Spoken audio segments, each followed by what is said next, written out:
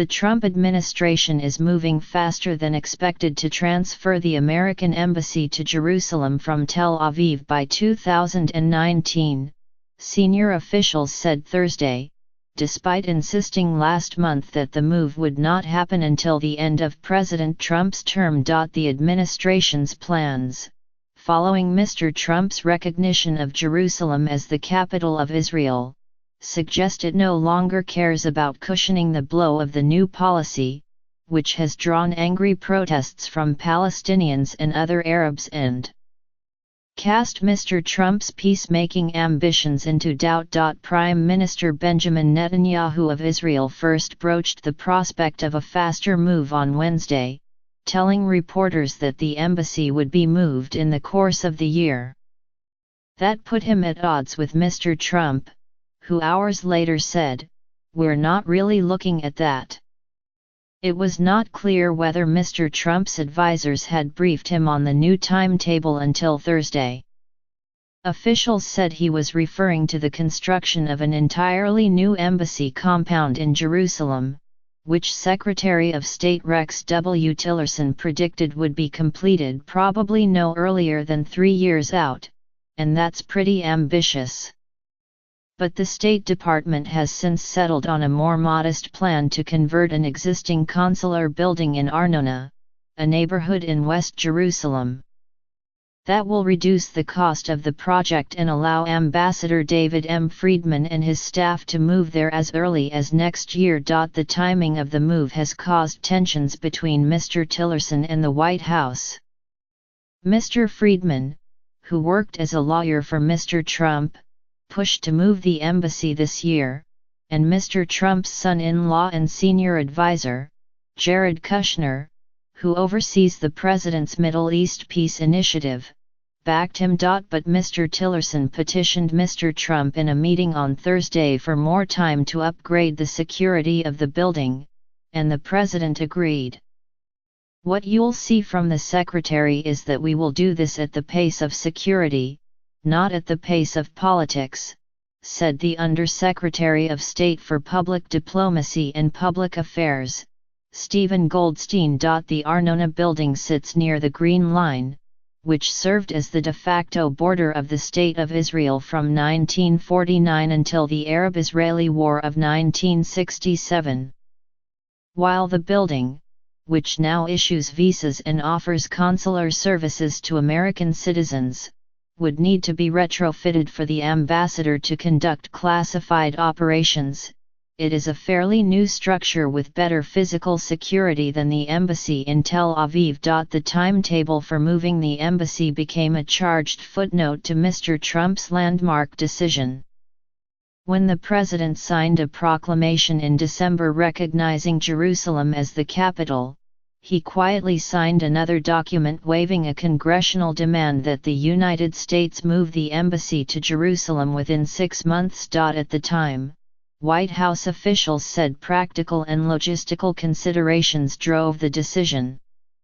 The State Department, they said, could not open a functioning embassy in Jerusalem on the timetable stipulated under a 1995 law that requires the president to sign a national security waiver every 6 months to keep the embassy in Tel Aviv. Scouting a site, commissioning a design and building the embassy compound could take up to 6 years, according to State Department officials, and cost $600 million to $1 billion. Legal experts, however, said nothing in the 1995 law would prevent the United States from hanging a placard outside the existing consulate in Jerusalem and calling it the embassy. After the fall of the Soviet Union, the United States hastily set up embassies in temporary quarters in the capitals of newly independent republics.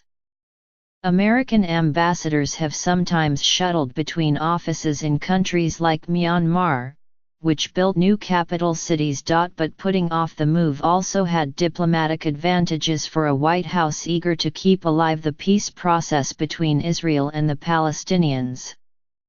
It avoided creating a tangible symbol of Mr. Trump's new policy and spared the White House a series of decisions like where in the city to place the embassy that would begin to define the geography of the president's deliberately general statement about Jerusalem. Since Mr. Trump's announcement, however, relations between the United States and the Palestinians have curdled. The Palestinian Authority President, Mahmoud Abbas, vowed never again to take part in peace negotiations brokered by the United States. In a recent speech to Palestinian officials, he said of Mr. Trump, "May your house be destroyed." The administration, in turn, said it would withhold $65 million or more than half the funding that the United States generally provides to a United Nations agency that aids Palestinian refugees. The decision was a rebuke to the United Nations, whose members voted by a lopsided margin last month to condemn the United States for its Jerusalem decision. It also reflected the view of some in the White House that the organization, the United Nations Relief and Works Agency, needed to be overhauled and was impeding, rather than aiding, the peace process.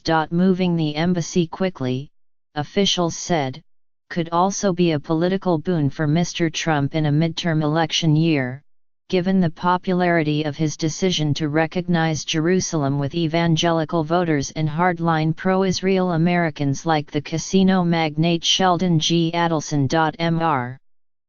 Trump, a former property developer, has taken a personal interest in the location and cost of embassies.